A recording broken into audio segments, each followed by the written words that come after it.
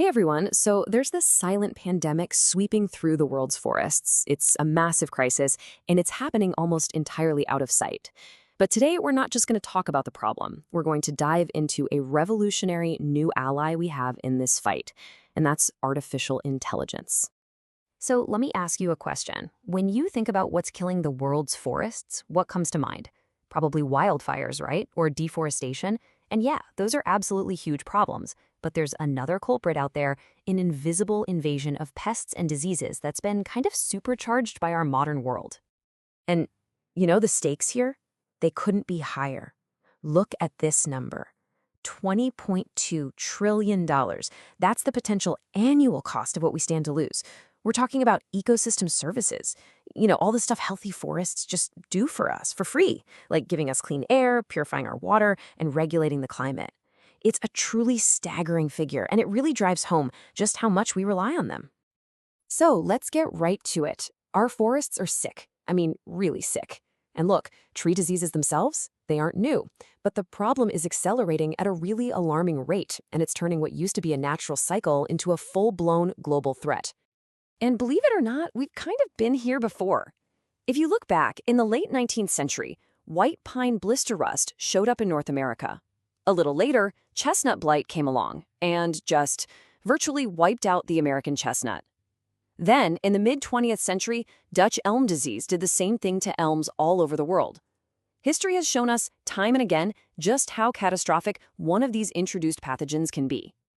But the thing is, today is different. It's like we've thrown gasoline on the fire. These threats now have these incredibly powerful accelerants. Climate change? That's a huge one. It stresses out the trees and lets diseases move into new areas where they've never been before.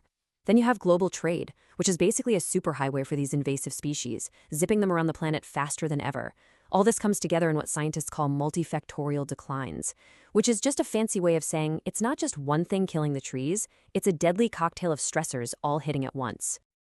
So who's actually on the front lines of this fight? Well, they're called forest pathologists. And let me tell you, they are facing a challenge that is just, well, it's overwhelming. To really get your head around the scale of this, just try comparing forestry to, say, agriculture. With farming, right, you've got these nice, uniform, easy-to-access plots. They're heavily monitored. But forests? We're talking vast, remote, often inaccessible areas with tons of different species. The trees live for decades, and the monitoring programs, they're almost always severely underfunded. It's a whole different ballgame. And this creates this massive dilemma for the pathologists. I mean, just think about it. How are you supposed to monitor millions of hectares of remote forest?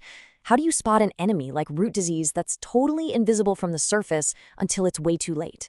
A lot of these diseases, they spread silently for years before anyone notices. And the old way of doing things, sending people out for ground surveys, it's just too slow, way too expensive, and super labor-intensive. You just can't keep up. Okay, but this is where the story really takes a turn. This is where artificial intelligence comes into the picture. AI gives us a completely new paradigm, a new way of seeing both the entire forest and the individual trees. So, what are we really talking about when we say AI here? Well, put simply, it's about simulating human intelligence in machines.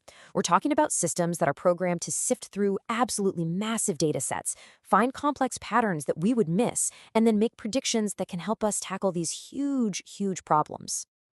And AI brings this incredible toolkit to the table. First up, you've got machine learning. These are algorithms that crunch the data and predict outcomes, like how a disease is probably going to spread. Then there's computer vision. This is what lets the computers process images from drones and satellites, spotting symptoms that a human eye would just glance right over. And finally, there's something called natural language processing, which is wild. It can scan through decades of scientific papers to find clues about new and emerging threats. All right, so that's the theory, which is cool and all, but how is this stuff actually being used out in the real world? Let's take a look at AI in action, from the sky to the cellular level, and even into the future. First up, we have AI as the lookout. This is all about getting that bird's eye view. We're using things like drones and satellites to create a really powerful early warning system for disease outbreaks. And the accuracy here is pretty incredible. Drones, or UAVs, can spot a disease like myrtle rust with over 95% accuracy. That's amazing. Satellites, they're a little less precise, but their power is that they can scan enormous landscapes for problems like oak wilt. So the tools really work together, you see. The satellite is like the scout, finding potential hotspots from way up high, and then we can send in the drones for a more detailed close-up diagnosis. But it gets even cooler. AI isn't just looking for the obvious, visible symptoms. It can also play the role of the detective, finding clues of a disease that are completely invisible to you and me. So here's the wild science behind this. When a pathogen attacks a tree, it actually changes the tree's chemistry long before the leaves ever start to turn brown. And these AI-powered sensors can pick up on those subtle changes. They're captured as these unique spectral fingerprints. It's kind of like a chemical signature that screams, "I'm sick." This basically means AI can smell the disease before we can ever see it, which gives us a massive, critical head start. Okay, but maybe the biggest game changer of all is this next role. AI as the fortune teller. Because now, we're starting to move beyond just reacting to outbreaks after they happen, and we're getting into proactively predicting where they're going to pop up next. So how on earth does it do that? Well, AI models can run simulations of how a pathogen might spread under different climate change scenarios. They can scan a tree's entire genome to find the genetic markers for resistance. They can pinpoint the exact environmental triggers for a disease. And all of this allows us to literally map out the high-risk zones and then focus our, very limited resources where they're going to have the biggest possible impact. So, look, with all this incredible potential, it's really easy to start thinking that AI is the magic wand, the final answer to everything. But the road ahead, it has its own challenges. AI is an incredibly powerful tool, for sure, but it is not a silver bullet. And that brings us to a fundamental truth for any AI system. And you've probably heard this before. Garbage in, garbage out. And AI's predictions are only ever as good as the data we feed it. If you don't have high-quality, real-world data to train these algorithms, even the most brilliant model is going to fail. Which brings us to some of the critical hurdles we still have to overcome. First, like we just said, data quality. We need solid, standardized data from the field to make sure these models are actually working. Then there's a species bias. A lot of the research focuses on trees that are economically valuable, for lumber and stuff, which means we risk neglecting the overall biodiversity that really holds the whole ecosystem together. And of course, there's the high cost of getting this tech out there, and the really important need to build public trust when it comes to things like data security and privacy.